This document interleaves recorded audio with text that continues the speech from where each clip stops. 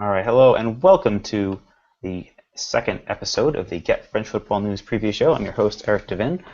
We're live every Thursday from 10 o'clock British Standard Time to recap Ligue 1's European participation and to preview the weekend's matches. Monaco saw qualification to the playoff round of the Champions League secured thanks to a 3-1 victory over Fenerbahce. The club completed The club completed the tie as 4-3 winners on aggregate, although not without some nerves. Valère-Germain had given the hosts an early lead, capping a delightful counterattack just 2 minutes into the match. Radamel Falcao's penalty on 18 minutes seemed to see the hosts on cruise control, but Emmanuel Emenike leveled the tie on aggregate with a predatory finish on 53 minutes. Germain added his second on 65 minutes to provide the difference for the hosts, but there were still nervy moments in a match that was somewhat blighted by the departure of Radamel Falcao due to injury. Lille's long journey to Azerbaijan ended in disappointment as Filip Bozovic scored the only goal of the match on 34 minutes, damning Les Dogues to a 2-1 defeat on aggregate. Finally, Saint-Etienne turned in a gritty performance away to AEK Athens, handing the hosts a 1-0 setback thanks to Robert Baric's goal midway through the first half. Despite a sterling performances from Saint-Etienne, worries will be raised, however, over the exits due to injury of Brian Dabo and Fabien Lemoine. With the draw being made tomorrow, Monaco in the playoff round can face one of Manchester City, Villarreal, Porto, Borussia Mönchengladbach, or Ajax. Saint-Etienne can face a wider range of opponents, and the Europa League playoff round draw will be staged at 1 p.m. Central European Time tomorrow. That's our news for the moment. Let's turn our attention to these matches. This week I'm joined by Nathan Staples, Peter Bowler, and Adam White. Hello, gents. How are we on this Thursday? Good, thank you. Very well. Well, thanks. So, Nathan, you were doing the match coverage for Monaco. I wanted to start with you. They seem to adopt a higher pressing approach, and with Fenerbahce having a little bit less in terms of creative players on the pitch. How do you think this works as a tactic for Leonardo Jardim? It worked, especially in the first half, almost to perfection. Really, they looked a completely different side from what we saw from that first leg. They were eager. They were at it from the go, and that I mentioned on the show last week that an early goal would have been very important, and they got it very early on through Valère-Germain. It was an excellent finish after being played through from Radamel Falcao, and they just gelled better than they had last week. They didn't do enormous amount of changes. Subasic came in goal for obviously the injured DeSantis.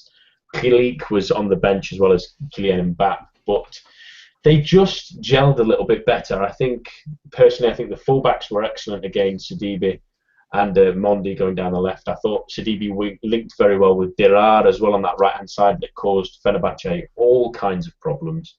It's where the goal comes from and the penalty comes from those kind of areas. And the biggest thing for me, as well as the pressing, I thought the pressing from Falcao and Germain really made a difference and a nervous edge to that Fenerbahce defence that had been a little bit untested.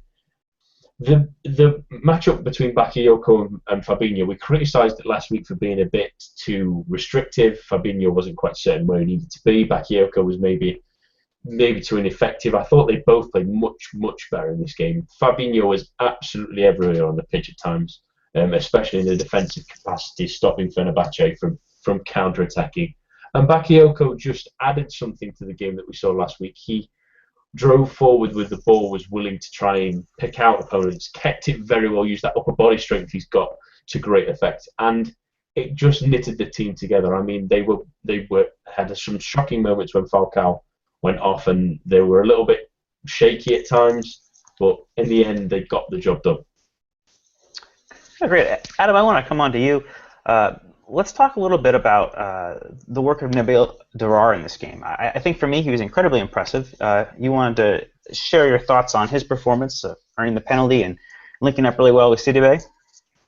Yeah, I mentioned last week that I felt he was in the team for his sort of work rate, linking with Sidibe really well yesterday. Perhaps in that sort of that slightly changed formation of the 4-4-2, that he'd offer a little bit more defensively than Bernardo Silva. And I think he not only showed that yesterday, that he also showed that he's not just a winning runner, but also he can be a creative player and an influence going forward. Like, he's going to create openings, he's going to run challenges, he's going to press well.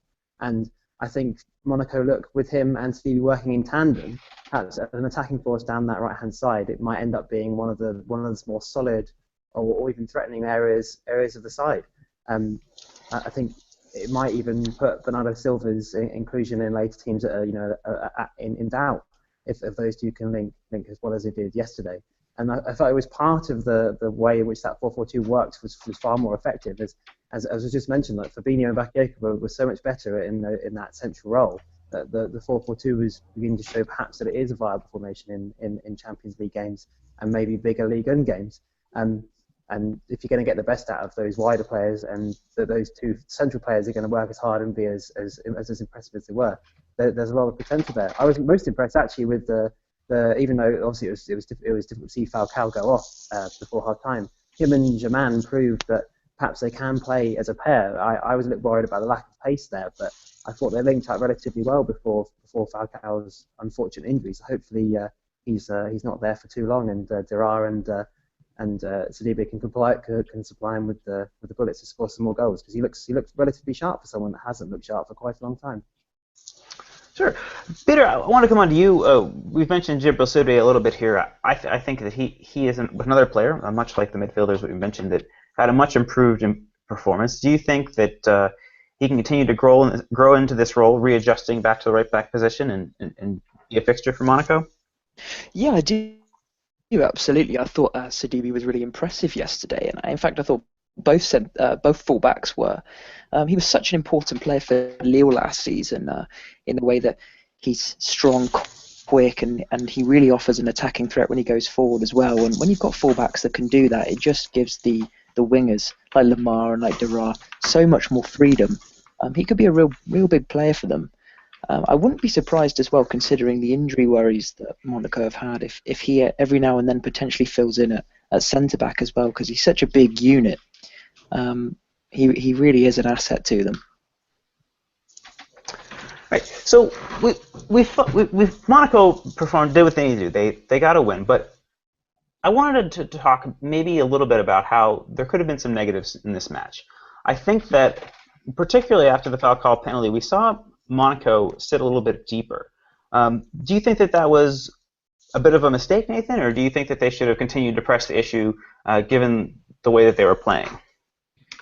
It's a really difficult one to answer. I think they got that away goal, and Monaco have had so much success in the past from scoring a goal, sitting back, and just soaking up everything a team throws at them. And while Fenerbahce had moments yesterday, they were just that. They were so ineffective at times. They were trying so hard to do the same balls that they did in the first game, of from the defence straight to the attack, cutting out that midfield. And it just didn't work as much against Monaco when they were sitting that little bit deeper. It was a worry after Fenerbahce scored the goal through Emenike and made the tie level, because any goal then really puts Monaco in a really, really tough position. And even that 3-1, you think another goal for Fenerbahce would have seen them through.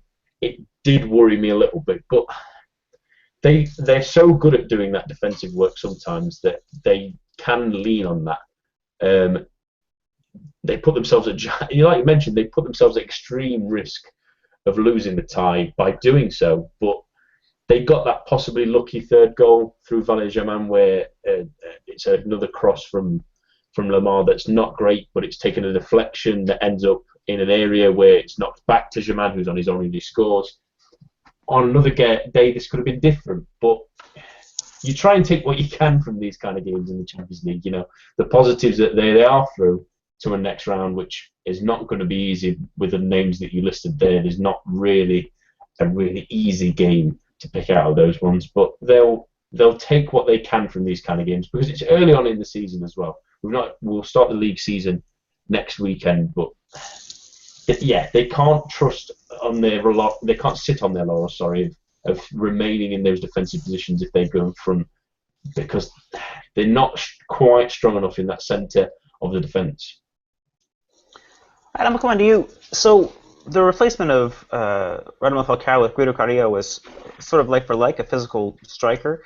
But given the ability of some of the players that are on Monaco's bench, I'm thinking about the likes of Bernardo Silva and Adama Traore in particular, do you think that perhaps a change of formation to allow Monaco to have a little bit more of the ball would have been wiser at that point in the game?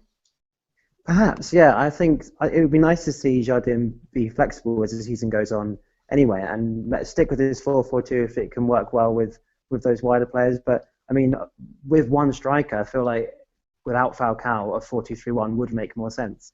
Because if you're going to go with Germain, he's obviously without Falcao, in my opinion, he's clearly the most important striker. Carrillo's problems have been well documented.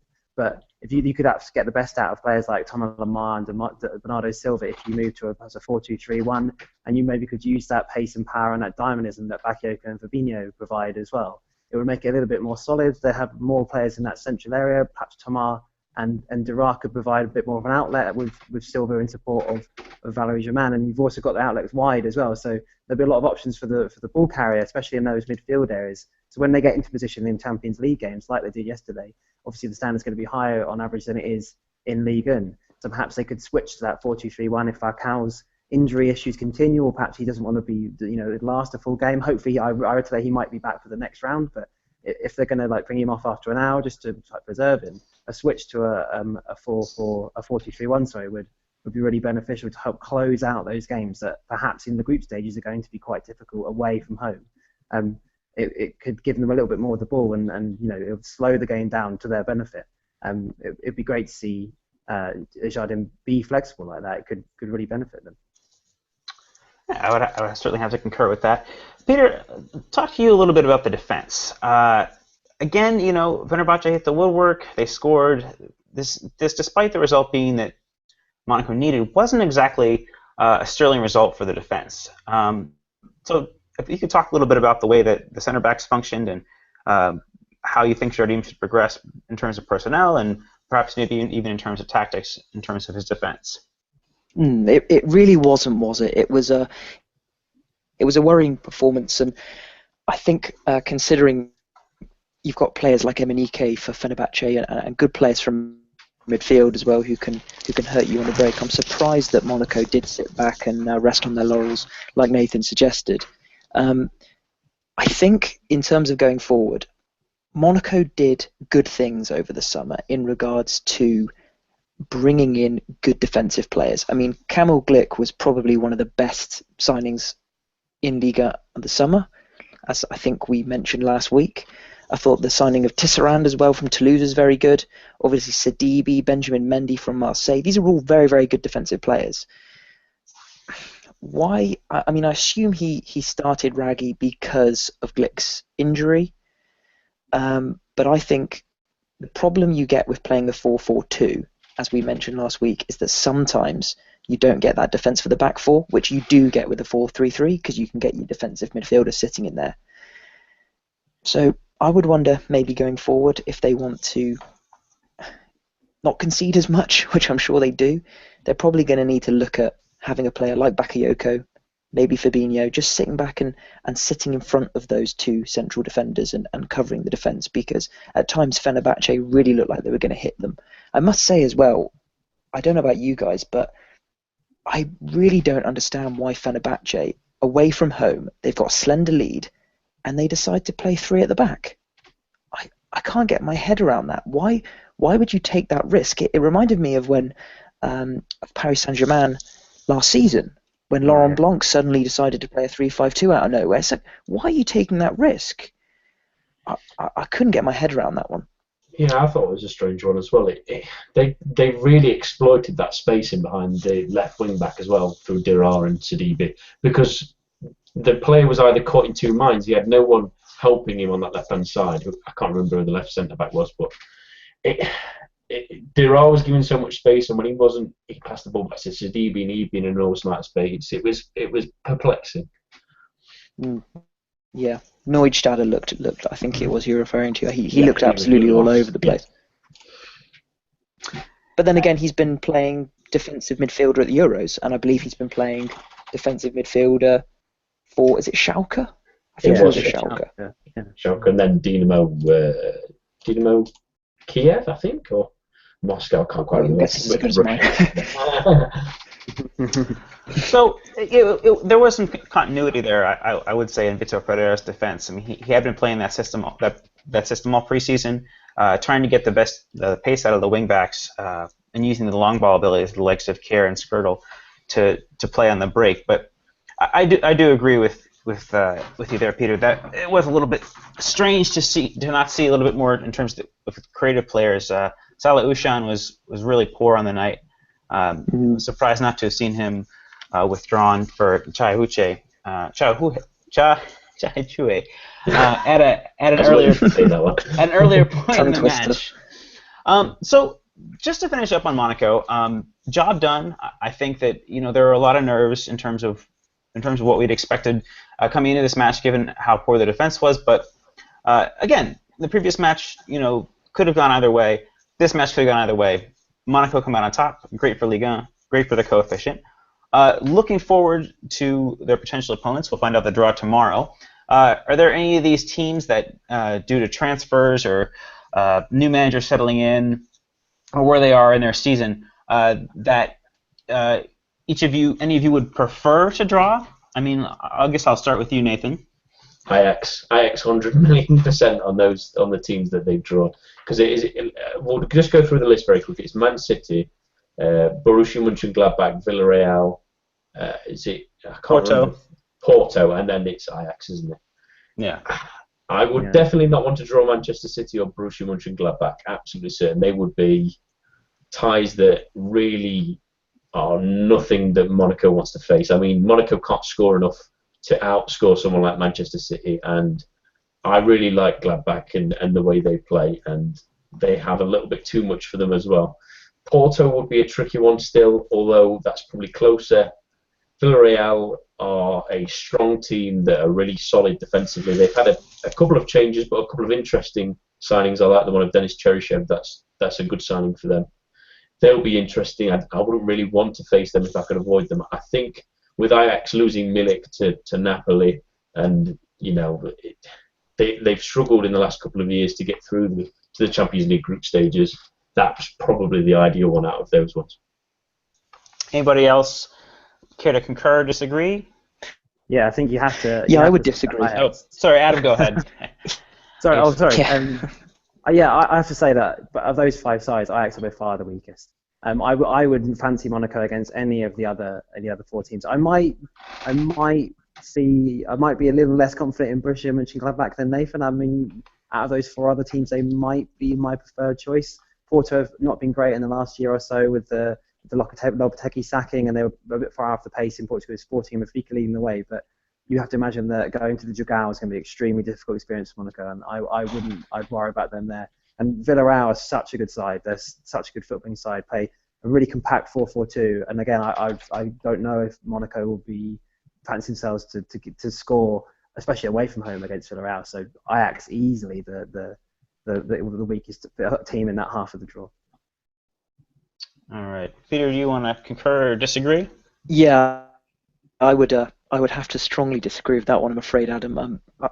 I'm working for Football Orange this season, who cover the Dutch Eredivisie, and I've been really, really impressed with Ajax ever since they lost Milik, actually. Ajax have got this incredible habit of finding gems, and they've got one at the moment, this young Dane called Kasper Dolberg, who's caused Panathinaikos all kinds of problems the other night. They did go 1-0 down, but my goodness me, Ajax know how to fight in these tournaments, and they often surprise people. I think if I was Jardim, I would know that Ajax, you can't write them off. And they've still got very, very good players in there. Davy Klaassen is absolutely excellent. They've done well to hang on to him. Jesper Cillessen at the back. I wouldn't write Ajax off at all, actually. And I think if I was going to pick one of those teams to play, I'd go for Porto, because there was a lot of players in that Porto side who were in the Euro squad for Portugal. And I just think, especially, I mean, we'll come on to Adair probably in a bit, but they might just be a little bit tired still after that tournament, the emotional drain of the celebrations, and I think I'd rather play Porto, but don't write off Ajax too soon. They like to surprise people. Porto have the scary Lorient legend Vincent Aboubakar. You can't have them. All right, so it seems like we've got not a whole lot of positivity heading into the round. I might like to play devil's advocate a little bit. I mean, I think that Manchester City, it'd be exceptionally hard to see Monaco getting past them. But at the same time, one thing I think that we should factor in is where these teams are in their seasons. Manchester City and Mönchengladbach, neither one of them have played, or Villarreal for that matter, neither one of them are close to have played a competitive match. And by the time the playoffs come around, both teams will be a couple weeks deep into their season. But for me, I prefer to play Mönchengladbach. The German season starts a little bit later. They're dealing with quite a bit of churn in terms of the departures of the likes of Hinteregger and Xhaka, and bringing in Kramer and Vestergaard in their stead. So defensively, I think that Gladbach can be got at a little bit easier, and I think that they would be personally my own ideal opponent. But we'll find out, I guess, in about 12 hours' time. The draw being again tomorrow at noon Central European time. So well done to Monaco for their qualification, and I come on to our disappointment of the day, and that would be Lille. So we had myself and Adam were watching this match. So Adam, I'll come on to you. For me, the thing that stood out as being the most frustrating was the inflexibility of Antonetti. I'd like if you could speak a little bit to that in terms of how that affected Monaco's performance on the evening.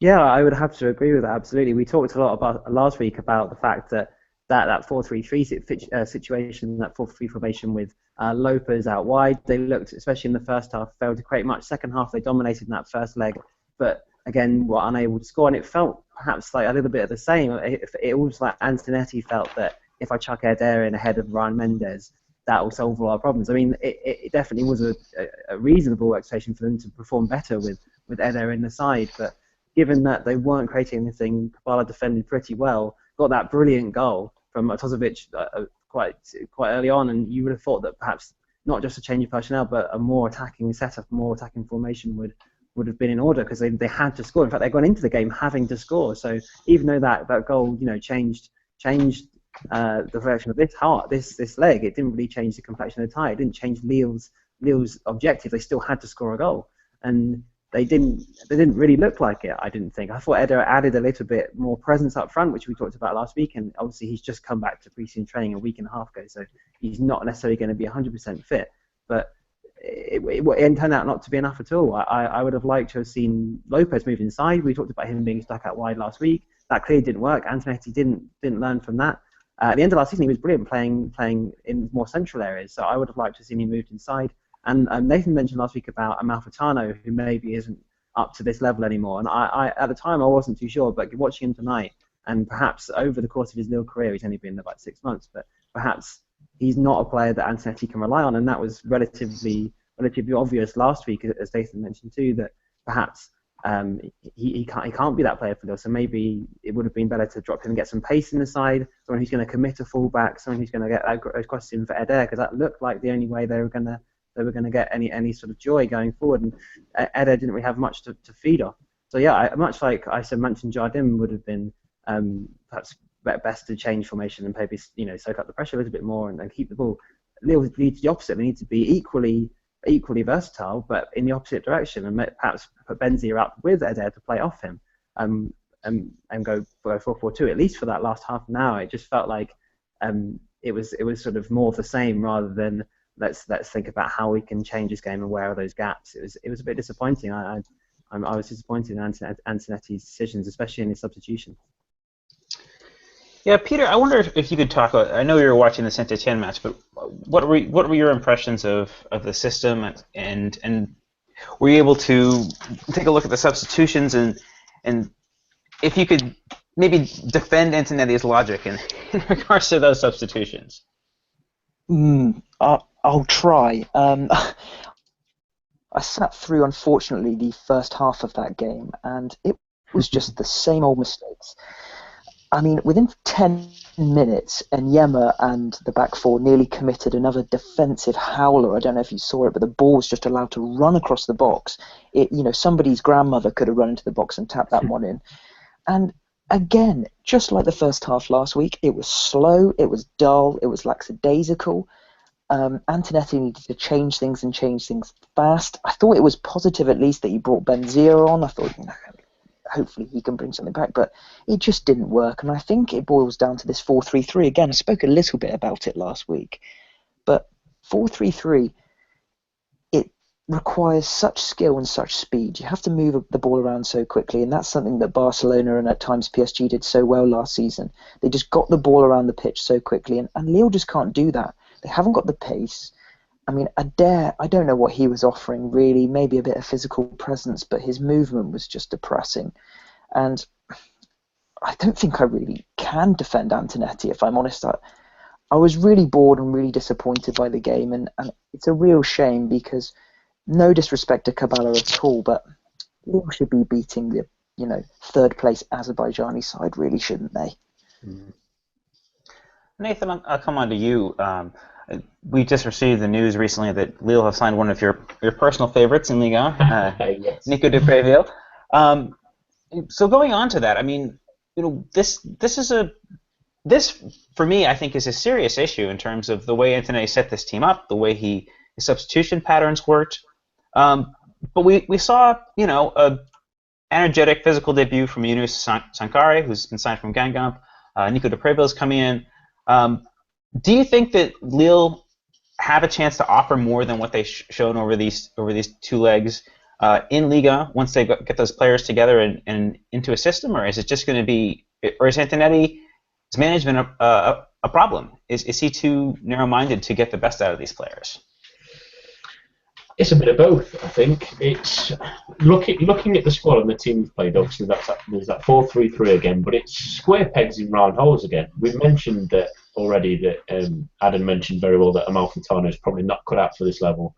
He's not been very good for the last couple of years. He's just sort of drifted along.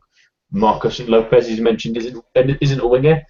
Eric Botiak isn't really doing anything, if there's the best way to put it. And he's playing players like, he brings Benzia on and realises that he maybe needs a bit of width. Mendes, again, is another winger. The players he's playing in these wide areas are too narrow.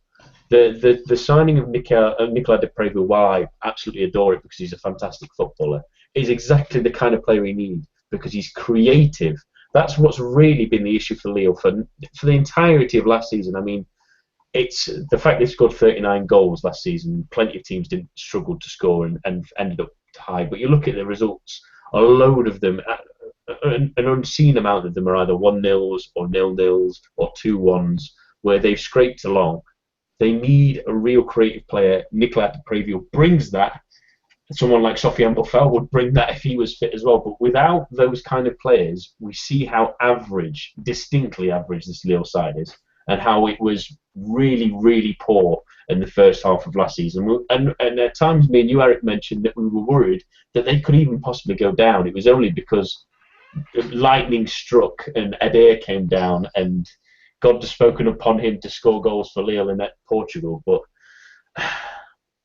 I don't know if they're going to be without Boufal, and if Nicolas de Préville doesn't get off to the sort of form we saw last season, they're going to be middling in mid-table and floating and hoping that other teams aren't going to go and pass them. Because if they can't be as strong defensively as they have been last season, and they weren't great, they were fluky goals, but they're poor ones to concede again. If they keep giving those away in Liga, they're gonna be punished. So just briefly then, I guess, to conclude, Adam, I'll come on to you. If we talk about Lille switching to a 4-2-3-1, we have a handful of options in central midfield. We have Sankare, we have Amadou, we have Obadi, we have Mavuba, we have Amalfitano. What do you think, if Lille were to play this system, what do you think would be the right balance there in terms of energy and creativity and defensive work? Well, you're right, they've certainly got a lot of options. If they were to play 4-2-3-1 or even 4-2-3, it's very tight between those players. I like Sankare a lot. I think he dominated midfield at times for Guingamp last season, and given that Amadou, Mavuba and Obadi have perhaps been proven last season that they don't have that dynamism to some extent. Amadou does a little bit. Obadi's been in and out of the side with injuries, and perhaps he's 33 now, so perhaps he's someone that's on the way out, and Mavuba's 32. I mean, they're an old side when you think about it. A lot of the players are 28 and older. So I'd love to see Sankare get a game and perhaps be first choice of those four players. And if Amadou stays, he's obviously one of Antonetti's favourites and a promising young player. albeit already 23, which is quite old by modern standards. But I would say those two together. I mean, it's a tough decision because, as I said, Abadi's very experienced and he was good in spells at Monaco, and Mavuba's club captain. So to drop those two players would be a tough decision. But I think, given, as we said, they just look so average, they're going to need as much dynamism in that midfield as possible. And I think Sankare and Amadou are the two players that I would pick personally to offer that, because Sankare is one of those players that is very much box to box, can get up and get down, can support. If they played an attacking midfielder, he could support with him, and perhaps that might give a lot of support to Eder. But the miss of Sofiane Boufal is huge. I think perhaps last season, how brilliant he was. I'm a massive fan of his.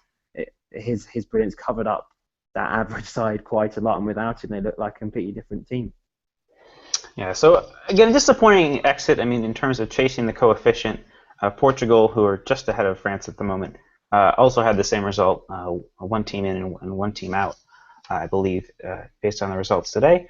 So, we'll see if France can continue to improve their situation. One team that is going to help that is Saint-Etienne. We had Nathan and Peter were both watching this match.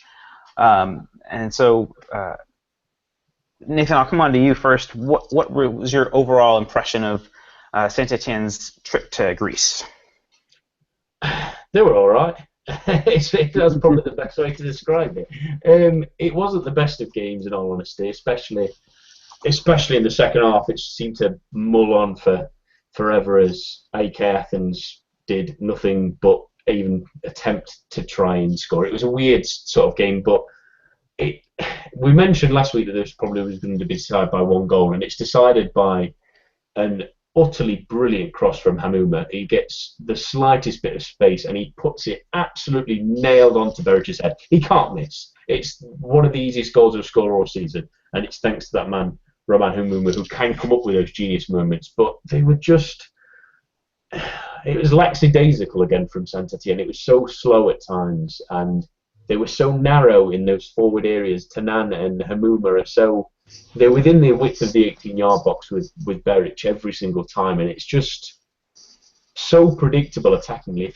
And I mean, the goal is a fabulous goal, but it comes from... There's a shot from, I think it was Dabo, who hits a shot. It hits the defenders, and it lands at the person he should have passed to initially, which was Hamouma.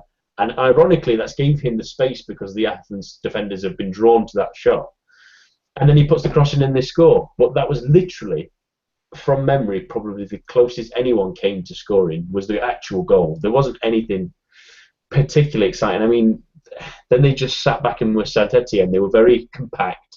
Again, they were very narrow even defensively, but AEK Athens couldn't work out how to play wide if they were playing there now still. But they'll be happy they got through. The worry will be playing like that against a better team will probably see them punished. Peter, what were your thoughts? I think that I was only able to watch the second half of the match as I was doing match commentary on @GFFN Match Zone. That's our live match feed of the Lille match. But would you take issue with any of Nathan's points, or did you see things essentially the same? No, I wouldn't take any issues with any of Nathan's points, but one thing I think they do deserve credit for is the work they did without the ball. I thought they were organised, something that Lille weren't. They worked hard to get the ball back as well. I thought Dabo and Lemoine and Pajot made a real difference, played a lot better than they did last week as well. And I think it really does show what you can do when you've got two decent centre-backs. I mean, I thought Perrin was absolutely fantastic. The thing with Saint-Etienne is that they know their limitations and they work around them, and I really like that about them. They really seem to understand what they can do and what they can't do, and they make that 4-3-3, which I've been slagging off for the last 2 weeks, really work for them because they understand the limitations of it.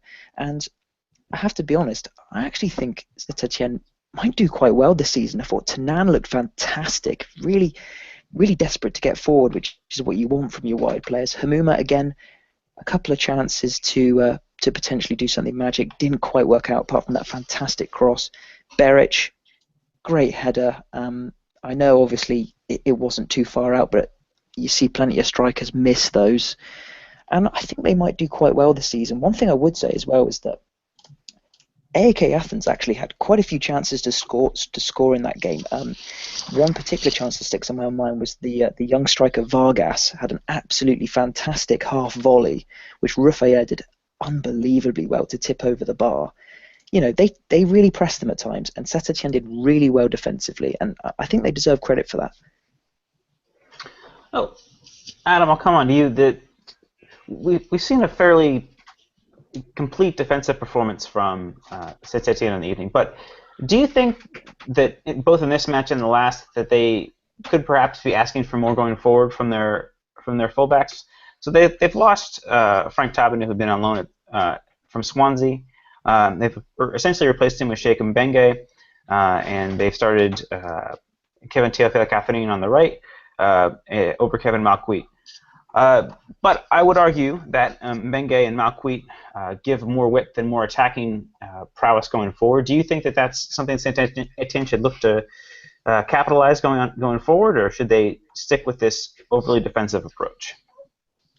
It's very difficult to say because I think Pierre Polomar, who plays centre back for the reserves, and Théophile Catherine, who's also quite adept at centre back, they're very defensive fullbacks. But it suits Gautier. Gautier's a very pragmatic coach, and so it's one of those things where it's his greatest strength, but often it's also his greatest weakness. Like they are very solid, Saint-Etienne, and today there's another clean sheet. They didn't concede in either leg, and as we said, Catherine's looked decent. So I think it's not like he's done anything wrong, but perhaps there is an opportunity for a more attacking fullback at Saint-Etienne. He's going to have to rely a lot on Hamura and Tanam for the width. But I like Théophile Catherine. I think he, although he's not the best going forward, he is extremely solid that right-hand side. And I wouldn't think that Kevin Malcuit would be preferred. Kevin Malcuit's still a bit rash and a bit raw, even though he's 25. Come from I think Nyon in Ligue 2 last season. He was questionable at times last season for me, perhaps a bit like hot-headed and got himself sent off away at Monaco, I seem to remember. But he may offer a bit more going forward, but I think it would be a net loss in terms of the team to put him over Théophile Catherine, who's a good defensive player. Sheikh Mbeng is going to offer a little bit more going forward than Pierre Polomar. But again, I'm not really impressed with the signing of Mbeng. I think it's possibly not an upgrade or downgrade on Asokota, who phoned it in sometimes last season. Like someone beat him, he wouldn't necessarily chase them back. But he will offer a little bit more going forward, which is a positive against at home in league against the weaker league in size. He's going to be perhaps more effective than any of those players. But Tabanow is also a big loss for me. I was a big fan of Tabanow. Good from crosses. Did well going forward. Could play further forward if need be. I'm amazed he hasn't been used at Swansea, but there's a big gap between Tabanow and down to Polomar and Mbeng. So for me, if they're going to play more attacking fullbacks, then they need other players. I don't see Mbeng and Théophile Catherine as the attacking fullbacks in that system. But there's room to play with there. I think it just suits Gautier to have those more defensive players. Sure. And just to include, Nathan, I want to come back on you. For the half that I saw, which again was the second half, I thought that the energy and the effort and the work rate of Athens was frankly of a much lower standard. I thought they looked like a really aggressive, energetic team last Thursday. But this evening I was fairly disappointed with them. How much of this victory by Saint-Etienne was colored by the quality of the opposition? It's difficult to tell. I mean, they were below where they were last week at Athens. I think they didn't push hard enough, and Peter mentioned the very good volley, but it's from, if I remember rightly, it was about 25 yards out. It was a very good volley, and Rufy has done well to tip it over, but they never caused a genuine problem with inside the 18-yard box that I could know that would really worry Saint-Etienne, and they worked really hard defensively, but you expect that from Christophe Galtier's team and the players he's got. Perrin and Lemoine, terrific defensively style players, but they just look so average going forward at times and just so plunderous that it does make me worry a little. Not necessarily in the league, because the amount of goals that were scored last season will have them having any nightmares, but they have that same problem as Lille of not having enough of a creative spark often enough. I mean, Amuma can bring it on. Tanan's a very good player, but they're not consistent enough at the moment for them.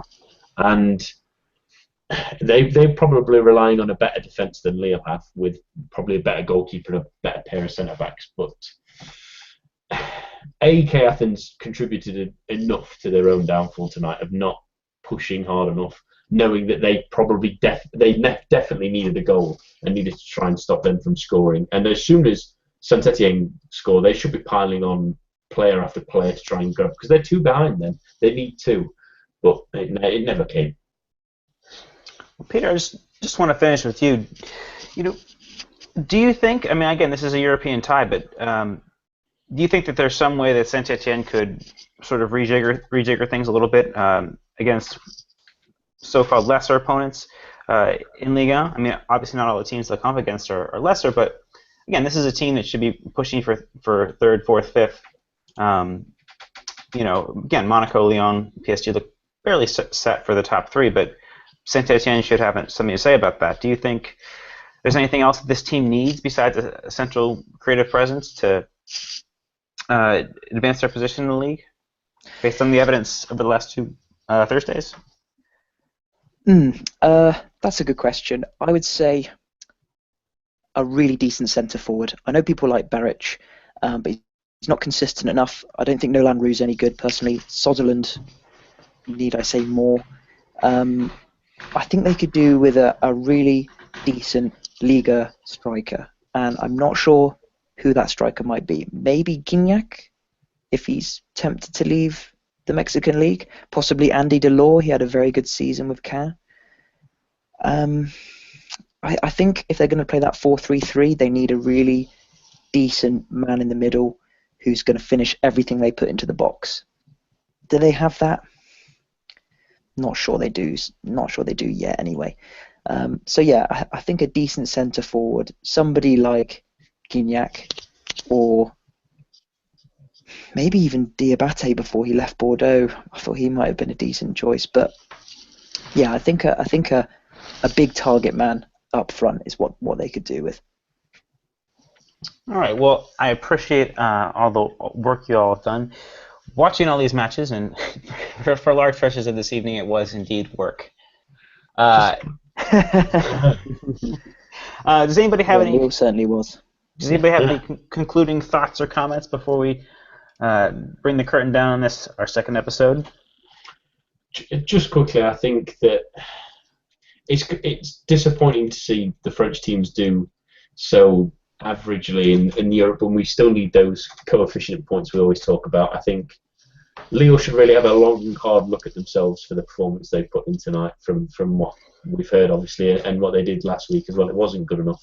Saint-Etienne need to push on against better opponents, and Monaco need to try and pick their game up as well, because the next tie for them is going to be very difficult, and if they get to the group stages, it should be massive for them. But at least there's minor positives to take, even though it was a bit of a slog. In the words of Meatloaf, 2 out of 3 ain't bad, right? Yeah. In terms of progression. Well, thanks again. So I'm Eric Devin. We're going to be back next Thursday at 10 o'clock British Standard Time. We're going to preview in depth a handful of Ligue 1 matches, and as well as give some score predictions for the rest of the matches.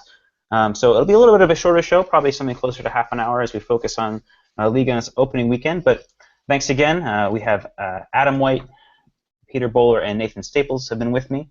For more, you can follow us on Twitter at GFFN, and that's on our website is getfootballnewsfrance.com. Thanks again. We'll be back also on Monday. Nathan is the host of our sister show with myself and Philip Bargiel. We'll be live at 8 o'clock British Standard Time or 9 o'clock Central European Time to give an overarching preview of Ligue 1 in advance of its kickoff on Friday. And thanks again, and we'll talk to you soon. Bye.